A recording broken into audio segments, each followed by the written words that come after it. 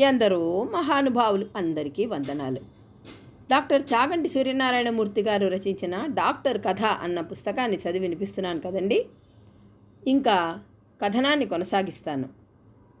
మన దేశం లాంటి వెనకబడిన దేశాల్లో ప్రతి ఊళ్ళోనూ వైద్యానికి దుస్సాధ్యమైన, ఏళ్ల తరబడి బిగుసుకుపోయిన కీళ్ల వ్యాధులు, బోదకాళ్ళు, మూర్ఛలు, మందులకు లొంగని చర్మవ్యాధులు, రకరకాల నపుంసక వ్యాధులు మొదలైన వాటితో బాధపడే రోగులు చాలామంది ఉంటారు. పూర్వం ఈ రోగాలకి సరైన వైద్యమూ లేదు. ఉన్నా దాని లాభం పొందడానికి అందరకు స్తోమత ఉండేది కాదు. ఈ రోగులు ఊళ్ళో ఉన్న ప్రతి డాక్టర్ యొక్క ఓర్పు, మందులు ఇదివరకే అంతు చూచి ఉంటారు. కాబట్టి ఊళ్ళో ఎవరైనా కొత్త డాక్టర్ వచ్చాడంటే, అందులో ముఖ్యంగా ఇంగ్లీషు వైద్యుడంటే, అతనికి వచ్చే రోగులు కొన్నాళ్ల వరకు వీళ్లే. వైద్యశాస్త్రంలో ఈ రోగాలకు కొత్తగా వచ్చిన మందులన్నీ పరిశీలించి, వీలైతే రోగం తగ్గకపోతే డబ్బు పుచ్చుకోని షరతు మీద కూడా వైద్యుడు వైద్యం చేయాలని వీరి ఉద్దేశం. రోగులను శీఘ్రంగా రాబట్టాలని దురాశ కొద్దీ వీళ్లకు ఆశ పెడితే మన పేరు కూడా వ్యాధి నిర్మూలనం చేస్తానని డబ్బు మోసంగా లాగిన వీధి డాక్టర్ల జాబితాలో చేరిపోతుంది. కాకపోతే గ్యారంటీగా మళ్ళా పుట్టకుండా వైద్యం చేస్తే ధనవర్షం కురిపిస్తానని, ఇంకా తమలాంటి రోగులు లక్షల మంది ఉన్నారని, వారందరూ మన దగ్గరకే వస్తారని వీళ్ళెంతో ఆశ పెడతారు. వీళ్ళందరికీ అసాధ్య రోగ వైద్యాలకు ఇళ్ళు ఒళ్ళు గుల్లై ఉంటాయి అప్పటికే. కాబట్టి అలాంటి పూచి కొత్త డాక్టర్లను అడగడంలో సబబున్నది. ఏళ్ల తరబడి మందులకు డాక్టర్లకు పొయ్యడానికి కావలసినంత డబ్బు అప్పుడు కాదు, ఇప్పుడు కూడా ఎంతమందికి ఉన్నది? మరి ఇలాంటి రోగులు తప్ప ఎవ్వళ్ళు రాకపోతే వైద్యం చెయ్యకుండా ఎంతకాలం గోళ్లు గిల్లుకుంటూ కూర్చుంటాడు వైద్యుడు? నాకు కూడా అలాంటి కేసు ఒకటి తటస్థించింది. ఒక 10-12 ఏళ్ల పిల్లకు తొడలో రణం పట్టి 5-6 ఏళ్ల నుంచి ఏం చేసినా మానడం లేదు. దీని పుట్టుపూర్వోత్తరాలు ఏమిటంటే, ఆ పిల్ల 5వ ఏట కింద పడింది.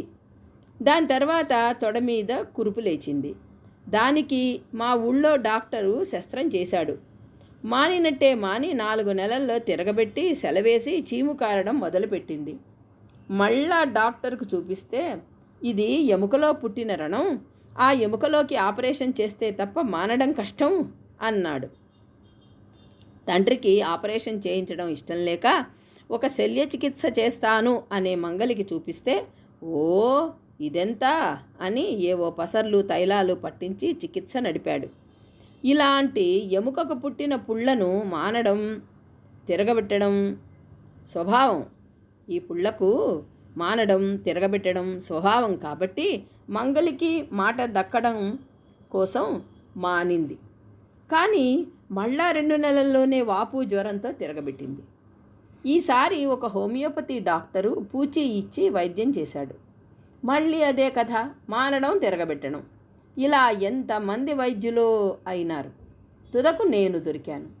నీతిశాస్త్రంలో వినదగునెవ్వరు చెప్పినా అన్నట్లే వైద్యశాస్త్రంలో కూడా పెద్దలు ముందు చెప్పిందంతా చెవితో విని, అట్లు విన్న తరువాతనే కంటితో పరీక్షించు, ఈ 2 చేసిన తరువాతనే చెయ్యి చేసుకో అంటారు. కాబట్టి రోగి చరిత్ర ఎంత అసందర్భంగా ఉన్నా ఓపికతో ఆమూలాగ్రంగా వింటే చాలా లాభిస్తుంది.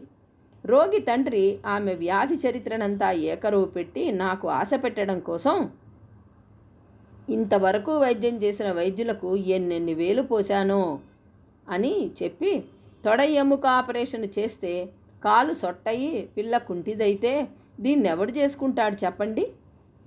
కనుక మీరు ఆపరేషన్ లేకుండా గ్యారంటీగా పుండు మాన్పితే మీ ఇష్టం వచ్చిన కట్నం ఇస్తాను అన్నాడు. దాంతో ఆయనకు ఆపరేషన్ అంటే ఎందుకింత భయమో తేలింది. ఆ పేరుతో ఈ రోగి వైద్యం కుదరదని తోచింది.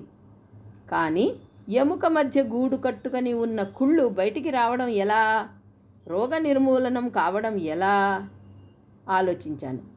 రోగిని బల్ల మీద పెట్టి చీము కారే సెల పరీక్షిస్తే బాగా తెరుచుకునే ఉంది.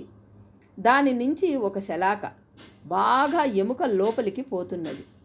ఏమండి, మీ పిల్ల కుంటి కాదని ఎవరైనా పూచి ఇస్తే ఆపరేషన్ చేయిస్తారా అని అడిగాను. ఈ పూచీలకేం కొదవ బాబు, వేలకు వేలు తీసుకుని ఇచ్చిన వెనక డాక్టర్ల గ్యారంటర్లు అన్నీ ఏమైపోయినాయి అన్నాడు. చూడండి, ఇదిగో ఇంత లోతున ఆ తొడ ఎముకలో ఉన్న కుళ్ళు బయటకు తీయడం ఎలా, ఆపరేషన్ చేయకుండా అని శలాక చూపించాను. మన నాటు మందుల్లాగానే ఇంగ్లీషు మందులు అయితే ఇంగ్లీషు వైద్యం దేనికి బాబు? ఇంగ్లీషు వైద్యంలో గొప్ప గొప్ప మందులు ఉన్నాయంటారే, ఎముక లోపలున్న కుళ్ళే బయట పెట్టలేవు అని అడిగాడు. దాంతో ఆయనకు ఆపరేషన్ అని చెప్పకుండా ఏదో మభ్యపెట్టి ఆపరేషను చెయ్యక తప్పదనుకొని, ఉన్నవి మందులు లేకుండా ఉంటాయా? ఉన్నాయండి. వాటితో ఆ ఎముకలో ఉన్న కుళ్ళును బయట పెట్టాలంటే రోజు కట్టి చాలా కాలం శ్రమపడాలి.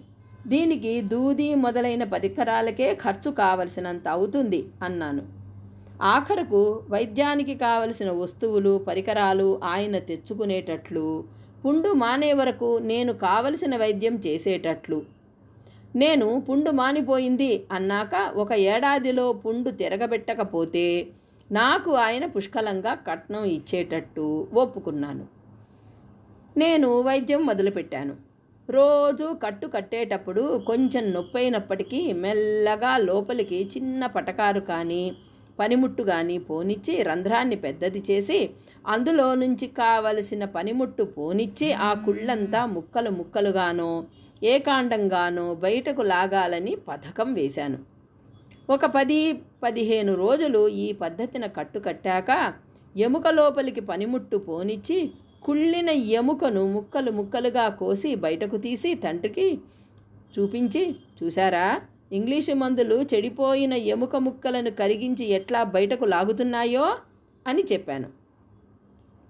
మరి 3 మాసాలు వైద్యం జరిగిన తరువాత మా అదృష్టవశాత్తు కుళ్ళిన ఎముక అంతా బయటపడ్డది. తర్వాత 2 వారాల్లో పుండు మానింది. కొంచెం ధైర్యంతో వ్యాధి నిర్మూలం అయినది అని చెప్పగలిగాను. లోపలి నుంచి బయటపడ్డ ఎముక చచ్చు కళ్ళారా చూశాడు కాబట్టి పిల్ల తండ్రి నా మాట కొంతవరకు విశ్వసించాడు. ఎటు తిరిగి ఏం వస్తుందో అని ఒక సంబంధం కుదిర్చి 6 నెలలలో పెళ్లి కానిచ్చేశాడు. ఆ శుభకార్యానికి నన్ను ఆహ్వానించి కట్నం విషయమై తన వాగ్దానం నిలుపుకొన్నాడు. వ్యాధి మాత్రం బహుశా తిరగబెట్టలేదనుకుంటాను. తిరిగి చెడితే నన్ను తండ్రి బతకనిచ్చునా? ఈ కేసు నాకు కొంచెం చేయూతనిచ్చింది. కొన్ని చిక్కులు తెచ్చిపెట్టింది. ఊళ్ళో ఆ నోట ఒక కొత్త డాక్టర్ వచ్చాడు, ఎంత కేసైనా ఆపరేషన్ లేకుండా బాగు చేస్తాడనే పుకారు పొక్కింది. పెద్ద పెద్ద వరి బీజాలు, ఉదరంలో పెరిగిన కండలు, కళ్ళల్లో శుక్లాలు శస్త్రం లేకుండా కుదర్చమని రోగులు వెంటబడడం సాగింది. వీరికి ఆపరేషన్ లేకుండా వ్యాధులు కుదర్చడం నా తరం కాదని నచ్చజెప్పడానికి పెద్దలు దిగొచ్చారు. సామాన్యంగా కొత్తగా ప్రాక్టీసు పెట్టిన వైద్యుడు రోగి స్థితి ప్రమాదకరంగా ఉన్నది అని చెబితే రోగి ఇంకా అనుభవమైన డాక్టర్ దగ్గరకో ఆయుర్వేదం మొదలైన మరొక పద్ధతికో పోతాడు. కాబట్టి డాక్టర్కు వ్యాధి నిదానము, దాని భవిష్యత్తు బాగా గ్రహించలేకపోతే తగ్గే రోగులను ఇతర డాక్టర్లకు, ఇతర వైద్య పద్ధతులకు వ్యాధి తగ్గించి పేరు ప్రఖ్యాతులు తెచ్చుకోండని కట్టబెట్టి చచ్చే రోగులకు వైద్యం చేస్తూ పీనుగు మల్లయ్య అని కీర్తి గడిస్తాడు. ఒక 25 ఏళ్ల రైల్వే ఉద్యోగి సవామేహ సంబంధమైన చర్మ వ్యాధితో వైద్యం కోసం వచ్చాడు. మర్నాడు ఒక చిన్న మోతాదు నియోసాల్వర్సాను అనే ఇంజెక్షన్ ఇద్దామని రాత్రి విరేచనాలకు మందిచ్చాను. మర్నాడు 10 గంటలకు పై ఇంజెక్షన్ ఇచ్చాను. అది మే నెల 27వ తారీఖు. ఇంట్లో కూడా ఆ రోజున 114 డిగ్రీల ఎండవేడిమితో ఈ చెంపగాడ్పు ఆ చెంప కొడుతున్నది. ఇంజెక్షన్ తీసుకున్న గంటలోనే రోగికి చలితో జ్వరం వచ్చి స్పృహ పోయింది. ఆ ఇంజెక్షను కోటిలో ఒకరికి అరుదుగా ఇలా వికటించడం కద్దు. నేను ప్రాక్టీసు పెట్టి ఇంకా 3 నెలలు కూడా కాలేదు. రోగి ప్రమాదం కనిపెట్టి ఏమీ పాలుపోక ఊళ్ళో ఉండే పెద్ద రైల్వే డాక్టర్ని సలహాకు తీసుకొని వచ్చాను. పాపం ఆయన ఎంతో దయతో నాతో కూడా వచ్చి రోగిని పరీక్షించాడు. ఆయన చూసేసరికి జ్వరం 107 డిగ్రీలకు కూడా పెరిగింది. ఏవో నాడి పుష్టికి ఇంజెక్షన్ ఇచ్చి మంచినీళ్లతో స్నానము ఎనీమా చేయించమని చెప్పి నన్ను పక్కకు తీసుకునెళ్ళి అబ్బాయి, ఈ ఊళ్ళో మే జూన్ నెలల్లో ఇలాంటి ఇంజెక్షన్లు ఇవ్వడం మానేయి. ఇస్తే నల్లుల కోసం కొంపకు నిప్పెట్టినట్టు ప్రమాదం కావడానికి అవకాశాలున్నాయి అని సలహా చెప్పి వెళ్ళాడు. నేను ఆ సాయంత్రం 7 గంటల వరకు ఎన్ని తిప్పలు పడ్డా, బాల్చి మంచినీళ్లు ఎనిమా చేసినా 1 డిగ్రీ జ్వరమైనా తగ్గక రోగి ఆ స్థితిలోనే మరణించాడు. నేను ఇంటికి వచ్చేసరికి వడకొట్టి 101 జ్వరం వచ్చింది. ఎలాగో తెప్పరిల్లాను. కొంతకాలం వరకు అడిగేవాళ్లకు రోగి చావుకు కారణం వడదెబ్బో, ఇంజెక్షను, సంజాయిషీ చాలా చెప్పవలసి వచ్చింది. 1 సంవత్సరం వరకు ఆ చుట్టుపక్కల జనులు ఈ డాక్టరు ఇంజెక్షన్తో నిండు ప్రాణం పోగొట్టుకున్నాడు, పొట్టన పెట్టుకున్నాడు అన్నట్లుగా నన్ను చూసేవాళ్ళు. ఇట్టి అపకీర్తి ఎంత నిర్హేతుకమో భాగ్యరేఖ కూడా వైద్యుడే పాపపుణ్యములు ఎరక్కపోయినా వెంటపడుతూ ఉంటుంది. మా తాలూకాలో ఒక మోతుబరి గ్రామకరణంగారి కూతురు జ్వరంతో బాధపడుతున్నదని నా కొరకు వచ్చి వారి గ్రామం రమ్మన్నారు కొందరు. ఆ ఊరు వెళ్ళవలనంటే 10 మైళ్ళు జట్కా మీద పోయి 1 మైలు కాలిదారిన పోవాలి. నేను వారితో కలిసి ఆ ఊరికి ప్రయాణం సాగించాను. ఇక్కడితో ఈ కథనం ఆపేస్తానండి. తిరిగి తరువాయి భాగంలో కలుసుకుందాం. అంతవరకు మీకు గనక డాక్టర్ కథ పుస్తకం నచ్చితే లైక్ చేయండి, షేర్ చేయండి, సబ్స్క్రైబ్ చేసుకుని నన్ను మరింతగా ప్రోత్సహించండి. ఉంటానండి. నమస్కారం.